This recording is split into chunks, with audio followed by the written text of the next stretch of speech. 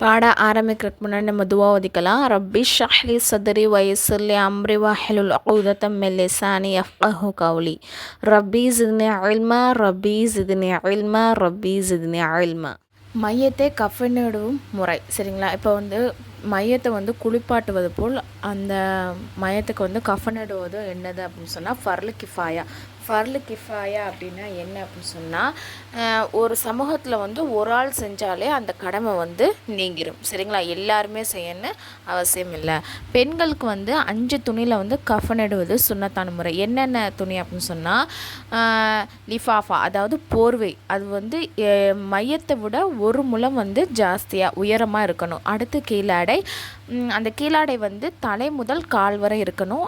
3வது சட்டை, இது தோல் பூஜத்திலிருந்து கரண்டை வரை இருக்கணும். 4வது மார்பு கட்டு. இந்த மார்பு கட்டு மார்புலேருந்து கால் முட்டி வரை அல்லது தொப்புள் வரை இருக்கலாம், தொடை வரை கூட இருந்தாலும் நல்லது தான். 5வது என்னென்னா முக்காடு, இது 3 முழம் நீளம் இருக்க வேண்டும் சரிங்களா.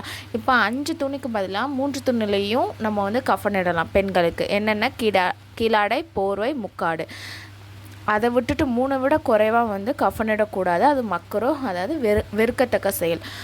ஒரு நிர்பந்தமான சூழ்நிலை என்ன சொல்கிறதுனா, சில பிளேஸில் கஃன் துணியே இல்லை, அவங்க அந்த மாதிரி இடத்துல அவங்க மஃபாத் ஆகிட்டாங்க, இந்த மாதிரினா அவங்களுக்கு 2 துணி இந்த மாதிரி வச்சு நம்ம கஃன் எடுக்கலாம் சரிங்களா. அது நிர்பந்தமான சூழ்நிலை மட்டும்தான். அதே மாதிரி அந்த கஃன் துணி வெண்மையாக இருக்கிறதா சிறந்தது. ஆண்களுக்கு பட்டு துணியிலையோ கலர் துணியிலே கஃனிடுவது மக்ரூ, வெறுக்கத்தக்க செயல் சரிங்களா. ஆனால் பெண்களுக்கு அந்த மாதிரி செய்கிறது கூடும். அந்த கஃன் துணியில் எந்த ஒரு தையலுமே இருக்கக்கூடாது. அதே மாதிரி இந்த சட்டையில் மட்டும் என்னது, அந்த தலை மத்தியில் அதாவது சென்டரில் கிழிச்சு வச்சுக்கணும். அப்போ தானே தலையை மாட்ட முடியும், அதனால் அப்படி சொல்கிறாங்க ஓகேங்களா.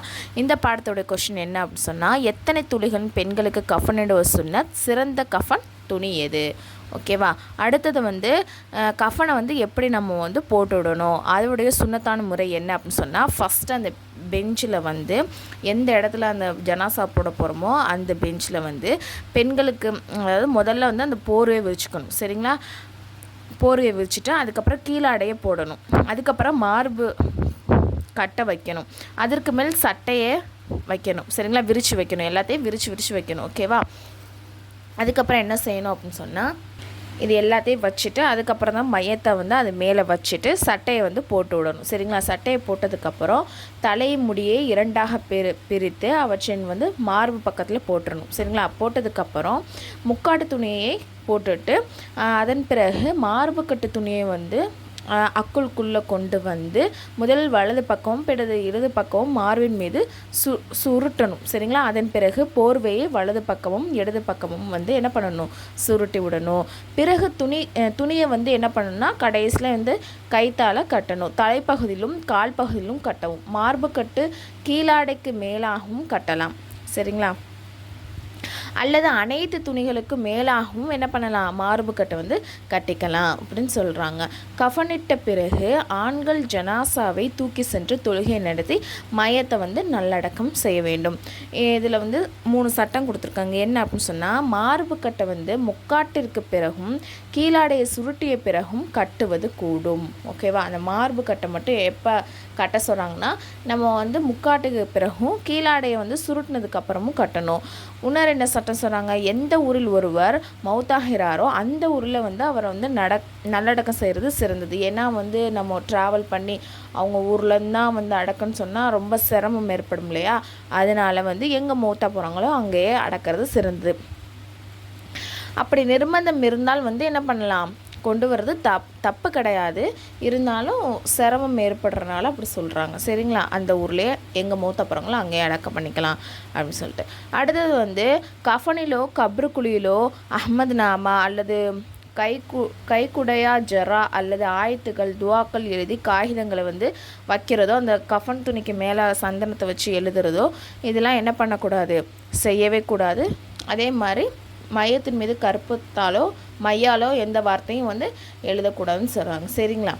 காகிதத்தை எழுதியும் வைக்கக்கூடாது. அதே மாதிரி அந்த கஃன் மேலே மையோ இல்லை கற்பூரத்தை வச்சு எழுதுறதும் கூடாது. பெண்களுக்கு கஃனிடுவதின் சுன்னத்தான முறையாது கஃனிலோ கப்ரிலோ ஏதாவது வைப்பது பற்றி சட்டம் என்ன? இந்த பாடத்துக்குள்ளே கொஸ்டின் இது. அடுத்த பாடம் என்ன அப்படின்னு சொன்னால் கலா தொழுகை. கலா தொழுகைங்கிறது ஒரு வக்தை வந்து நம்ம விட்டுட்டு அடுத்த வக்தில் நம்ம தொழுகிறோம், அதை சேர்த்து தொழுகிறோம் அப்படின்னு சொன்னால் அது கலா. சரிங்களா? அந்த நேரத்தில் தொழுவாமல் விடுபட்டு போயிடுச்சுன்னா, உதாரணத்துக்கு ஃபஜ்ரு தொழுகை வந்து சூரியன் உதயமான பிறகு நம்ம வந்து தொழுதோம் அப்படின்னு சொன்னால் அது கலாவாயிரும். சரிங்களா?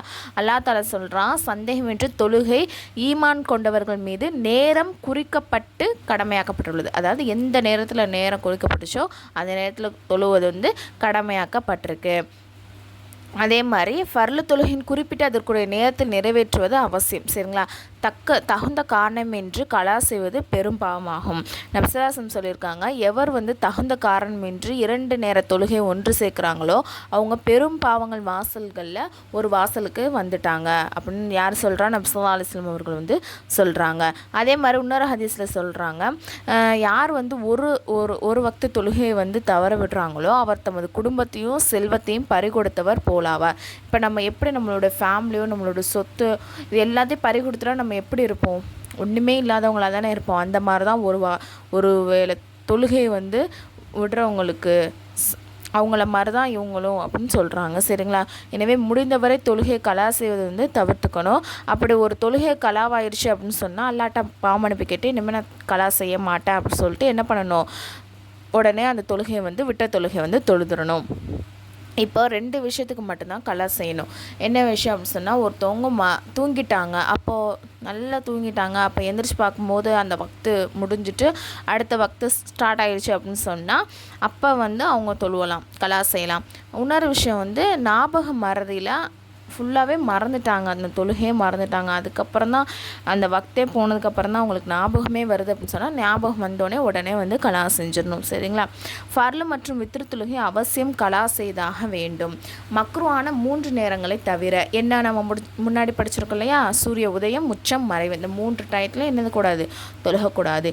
இந்த 3 நேரத்தை தவிர இதர நேரங்களில் எப்போது வேண்டுமானாலும் என்ன பண்ணிக்கலாம்? கலா தொழுகை வந்து தொழுது கொள்ளலாம். அடுத்தக்கூடிய கொஸ்டின் என்ன அப்படின்னு சொன்னால், கலா தொழுகை என்றால் என்ன? தொழுகை விடலாமா? தவறிப்போன வித்திரை கலா செய்வது அவசியமா? கலா தொழுகை எந்த நேரத்தில் தொழலாம்? இது வந்து ஃப்ரீ முஅல்லமா கோர்ஸ். இதில் வந்து நான் சேரன்னு விருப்பம் உள்ளவங்க, அதாவது ஒன்லி லேடிஸ் மட்டும் இதில் வந்து ஜாயின் பண்ணிக்கோங்க. நான் வந்து கீழே டிஸ்கிரிப்ஷனில் வந்து டெலகிராம் குரூப்போடைய லிங்க் வந்து கொடுத்துட்றேன், அதில் வந்து ஜாயின் பண்ணிக்கோங்க. அதில் வந்து டீட்டெயில்ஸ் வந்து இருக்குது.